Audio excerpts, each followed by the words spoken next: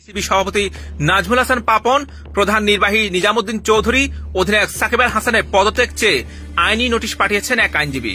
ব্যর্থতার দায়ভার কাঁধে নিয়ে পাপন, নিজাম, সাকিবকে জাতির কাছে ক্ষমা চেয়ে পদত্যাগ করতে বলা হয়েছে, অন্যথায় আইনগত ব্যবস্থা নেওয়ার হুঁশিয়ারি দেওয়া হয়েছে। চন্ডিকা হাথুরু সিং এ এই মুহূর্তের জলজ্যান্ত একজন কপিল শর্মা, তিনি মজা দিচ্ছেন, ফান করছেন। বাংলাদেশকে হাথুরু সিং এ ঢাকায় পা রাখার পর তার সাথে cricket board president Nazmul Hasan পাপনের আলোচনার কথা রয়েছে, তাকে তলব করা হয়েছে। আসসালামু আলাইকুম সুপ্রিয় দর্শক বন্ধুরা, অবশেষে বাংলাদেশের মানুষের ঘুম ভেঙেছে। দর্শক বন্ধুরা, এবার বিসিবি সভাপতি নাজমুল হাসান পাপন এবং ক্যাপ্টেন সাকিব সহ বিসিবির বেশ কিছু কর্মকর্তাদের উপর কঠিন বার্তা এসেছে এবং সেই সাথে তাদেরকে আইনি নোটিশ জারি করা হয়েছে। দর্শক বন্ধুরা, তাদেরকে অতি শীঘ্রই জবাবদিহিতা করে পদত্যাগ করতে হবে এবং সেই সাথে সেই সকল বিষয়গুলোকে কেন্দ্র করে এবার একজন আইনজীবী আইনি নোটিশ জারি করেছেন এবং তাদেরকে অতি শীঘ্রই এই সকল জবাবদিহিতার আওতায় আনা হচ্ছে। দর্শক বন্ধুরা, এবার সেই সকল বিষয়গুলোকে কেন্দ্র করে দেশ জুড়ে ব্যাপক আলোচনা এবং সমালোচনার জন্ম দিয়েছে। দর্শক বন্ধুরা, অন্যদিকে কোচ চন্ডিকা হাথুরু সিং এর নানা কর্মকাণ্ডগুলোকে কেন্দ্র করে এবং বিসিবির জবাবদিহিতায় আসতে চলেছে। তো দর্শক বন্ধুরা, সেই সকল বিষয়গুলোকে কেন্দ্র করে রিয়াজত আজিম ভাই অত্যন্ত চমৎকার কিছু আলোচনা করেছেন এবং সেই সাথে সেই সকল বিষয়গুলোকে কেন্দ্র করে আপনাদের মাঝে অত্যন্ত চমৎকার একটি প্রতিবেদন তুলে ধরেছে। আপনারা সেই প্রতিবেদনটি দেখলে অবশ্যই বুঝতে পারবেন তাহলে কবে তাদেরকে আইনি নোটিশের দ্বারা জবাবদিহিতার আওতায় আনতে হচ্ছে। বাংলাদেশ দলের বাজে পারফরমেন্সের কারণে বিসিবি সভাপতি নাজমুল হাসান পাপন, প্রধান নির্বাহী নিজামুদ্দিন চৌধুরী, অধিনায়ক সাকিব আল হাসানের পদত্যাগ চেয়ে আইনি নোটিশ পাঠিয়েছেন এক আইনজীবী। ব্যর্থতার দায়ভার কাঁধে নিয়ে পাপন, নিজাম, সাকিবকে জাতির কাছে ক্ষমা চেয়ে পদত্যাগ করতে বলা হয়েছে, অন্যথায় আইনগত ব্যবস্থা নেওয়ার হুঁশিয়ারি দেওয়া হয়। রোববার খন্দকার হাসান শাহরিয়ার নামের এক আইনজীবী এই আইনি নোটিশ পাঠান। নোটিশ পাওয়ার 30 দিনের মধ্যে পাপন, নিজামুদ্দিনকে জাতীয় দলের কোচিং স্টাফ ও নির্বাচক কমিটি বাতিল করা এবং বিশ্বকাপে ব্যর্থতার কারণ অনুসন্ধানে তদন্ত কমিটি গঠন করার কথা বলা হয়। তবে আইসিসির আইন অনুযায়ী কোনো দেশের ক্রিকেট বোর্ডে হস্তক্ষেপের সুযোগ নেই। বর্জার লাক্সারি সিল্ক, গ্ল্যামারাস দেয়াল এমনটাই যেন নিজেকেই ছাড়িয়ে যায়। সম্প্রতি শ্রীলঙ্কার ক্রিকেট বোর্ডে সে দেশের ক্রীড়া মন্ত্রণালয় হস্তক্ষেপ করলে দেশটির ক্রিকেট বোর্ডের সদস্যপদ স্থগিত করেছে ক্রিকেটের সর্বোচ্চ নিয়ন্ত্রক সংস্থা আইসিসি। নোটিশে বিসিবি সভাপতি, প্রধান নির্বাহী কর্মকর্তা ও জাতীয় ক্রিকেট দলের অধিনায়ককে বলা হয়, ক্রিকেট এখন বাংলাদেশের সবচেয়ে জনপ্রিয় খেলা, কিন্তু আইসিসি পুরুষ বিশ্বকাপ ক্রিকেট 2023 ছিল বাংলাদেশের জন্য ব্যর্থ মিশন। আইসিসি ওয়ানডে সুপার লিগের 3য় স্থানে থেকে বিশ্বকাপে পা রাখে বাংলাদেশ। শুরুর আগেও শুরু থাকে, সেই মতো বাংলাদেশের বিশ্বকাপ মিশন শুরু অভিজ্ঞ ওপেনার তামিম ইকবালকে বাদ দিয়ে। অবশ্য বাদ দেওয়া হয়েছিল না, তিনি সরে গিয়েছিলেন, সেই বিতর্ক পাশে সরিয়ে রেখেও কথা বলতে হবে, মহাবিতর্কে বিশ্বকাপ মিশন শুরু করে বাংলাদেশ জাতীয় পুরুষ ক্রিকেট দল। তখন দলের প্রত্যাশা ছিল একটাই, সেমিফাইনাল খেলা। এরপর প্রথম ম্যাচে আফগানিস্তানকে হারিয়ে বাংলাদেশ জাতীয় পুরুষ ক্রিকেট দল শুভ সূচনা করে। ধর্মশালায় সেই ম্যাচ শেষ হওয়ার পরও কেউ ধারণা করতে পারেনি এমন বাজেভাবে বাংলাদেশের বিশ্বকাপ মিশন শেষ হবে, যা সমগ্র বাংলাদেশের জনগণকে ব্যথিত করেছে।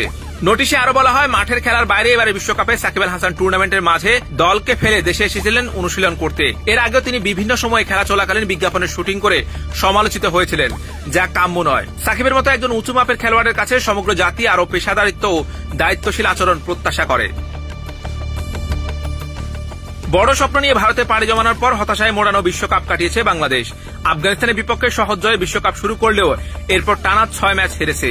বিতর্কিত ম্যাচে শ্রীলঙ্কাকে হারিয়ে চ্যাম্পিয়ন্স ট্রফির স্বপ্ন বাঁচিয়ে রেখেছে সাকিবের দল। শেষ ম্যাচে 300 এর বেশি রান করে অস্ট্রেলিয়ার কাছে সহজে হেরে গেল টাইগাররা। মাত্র 2টি জয় নিয়ে দেশে ফিরেছে দল। বাংলাদেশ ক্রিকেট বোর্ডের কাছে চন্ডিকা হাথুরু সিং এ এই মুহূর্তের জলজ্যান্ত একজন কপিল শর্মা, তিনি মজা দিচ্ছেন, ফান করছেন, বাংলাদেশকে ডোবাচ্ছেন, সেগুলোও অনেক বেশি ফানি মনে হচ্ছে। তাই তার কর্মকাণ্ড চলছে।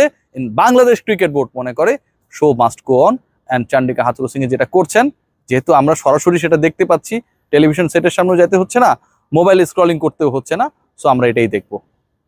We like Chandika Hathurusingha as our own Kapil Sharma.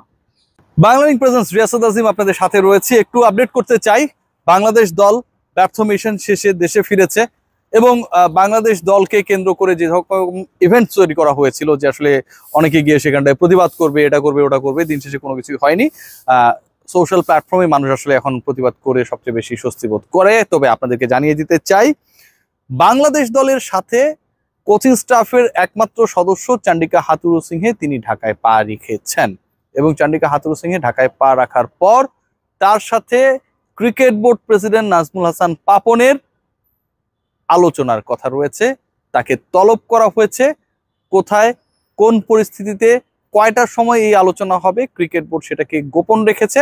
তবে চন্ডিকা হাথুরুসিংহের এই মুহূর্তে ঢাকা আগমনের মূল কারণ সেটা হচ্ছে বিসিবি প্রেসিডেন্টের সাথে তার বৈঠক। বাংলালিংকে আপনারা মাত্র 96 টাকায় মাইবিএল অ্যাপ আর টপিতে বিশ্বকাপের সব ম্যাচ দেখার সুযোগ পাচ্ছেন, সেই সাথে 5 GB ইন্টারনেট ফ্রি। মূল আলোচনায় আবারও ব্যাক করছি।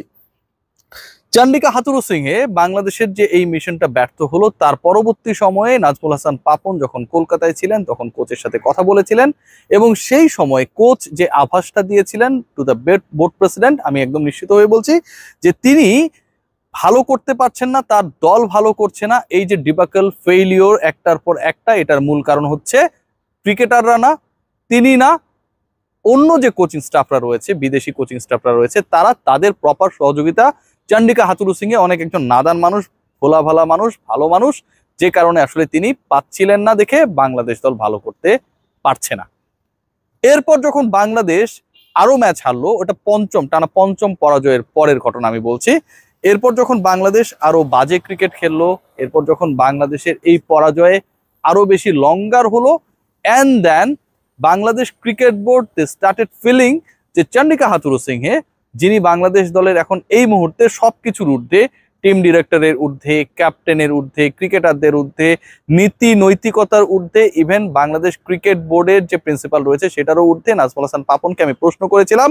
আবারও বলি, একটু মনে করিয়ে দিতে চাই যে এগুলো যে হচ্ছে, তিনি বলেছেন ওদেরকে জিজ্ঞেস করেন কেন ওদের পান না, এগুলো প্রশ্ন আমাকে করবেন না। নাজমুল হাসান পাপন রাইটলি সেইড, কিন্তু সেই মানুষটাকে আসলে বিসিবিও ঠিকঠাক ভাবে পাচ্ছিল না, এবং নাজমুল হাসান পাপনের ইচ্ছায় চন্ডিকা হাথুরুসিংহে তার যে পরিকল্পনা ছিল, যতটুকু আমি জানতে পেরেছি, যে বিশ্বকাপ শেষে অন্যরা যেমন ছুটি কাটাতে চলে গেছে, যারা এখন পর্যন্ত আসলে চাকুরিরত রয়েছে, বাংলাদেশের যেহেতু হচ্ছে টেস্ট সিরিজ রয়েছে, এবং বাংলাদেশে সেই টেস্ট সিরিজের আগে মোটামুটি ক্রিকেটার এবং কোচিং স্টাফের সদস্যরা তারা 2 উইকসের মতো সময় পাবেন, এরকম যেহেতু একটা সিচুয়েশন রয়েছে, সেখানটায় চন্ডিকা হাথুরুসিংহেরও ইচ্ছা ছিল যে তিনিও আসলে ছুটি কাটাতে তার দেশে চলে যাবে। তার আবার দেশেরও ভিন্নতা রয়েছে, শ্রীলঙ্কান হলেও তিনি অস্ট্রেলিয়ার নাগরিক এই মুহূর্তে।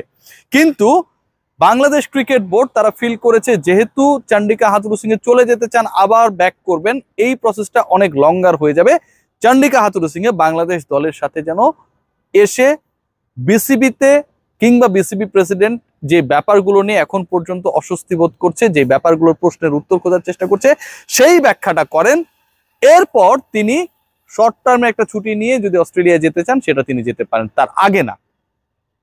বাংলাদেশ দল ব্যাক করেছে এবং চন্ডিকা হাথুরুসিংহে সেই ব্যাখ্যাটাই বিসিবি প্রেসিডেন্টকে দেবেন কি কারণে এবারের ডিবাকলটা হলো।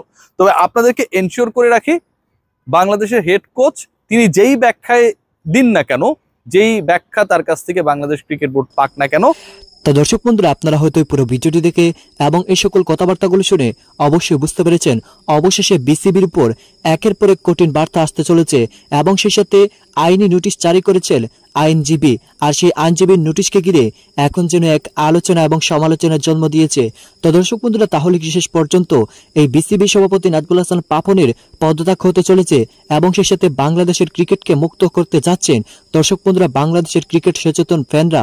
তো দর্শক বন্ধুরা, এবং সেই সাথে রিয়াজ ও তাজিম ভাইয়ের এই সকল আলোচনাগুলো শুনে আপনাদের কাছে কি মনে হচ্ছে অবশ্যই কমেন্ট করে জানিয়ে দিবেন। তো দর্শক বন্ধুরা, ভালো থাকুন, সুস্থ থাকুন, আল্লাহ হাফিজ, আসসালামু আলাইকুম ওয়া রাহমাতুল্লাহি ওয়া বারাকাতুহু।